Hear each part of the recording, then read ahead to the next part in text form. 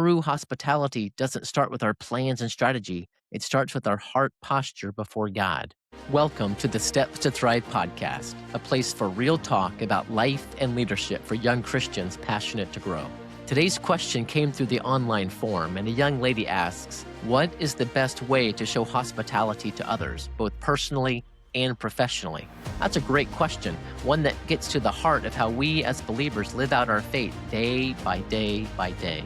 The word hospitality comes from the idea of being friendly to strangers. It's also where we get our word host, hospital, hostel, and hotel. Believers actually are uniquely equipped to show God's love to others, to strangers, as we were once strangers to God, who in his mercy and grace sent his son Jesus to die on the cross and provide salvation to us. He became a friend to sinners. And as we consider how to show this love to others, believers and unbelievers, this hospitality flows from our obedience to the great commandment, to love God and to love others, in that order. If we're not pursuing a real, growing relationship with God, it will be hard to love others. True hospitality doesn't start with our plans and strategy. It starts with our heart posture before God. When we understand God's deep love for us, it motivates and transforms how we treat other people. As Paul reminded the Roma believers in chapter 12 of Romans, he says, love one another with brotherly affection,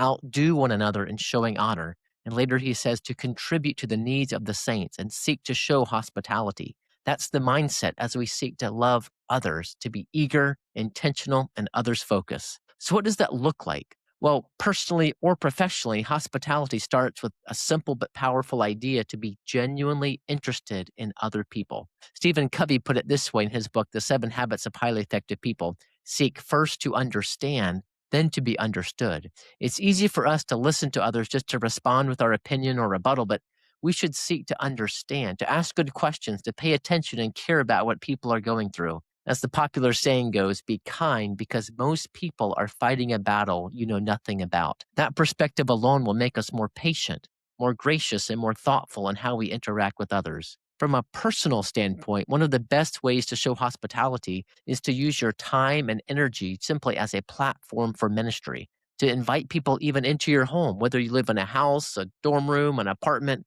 Open your door to others, invite them in, create space for conversation.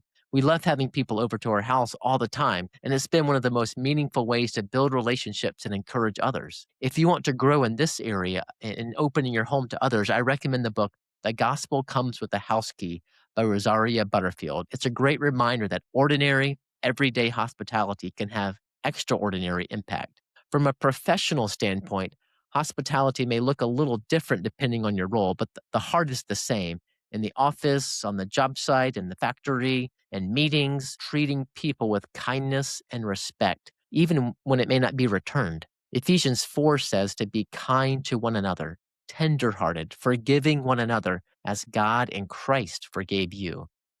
Here's a principle that's helped me in interacting with others: to be strict with me and gracious with others.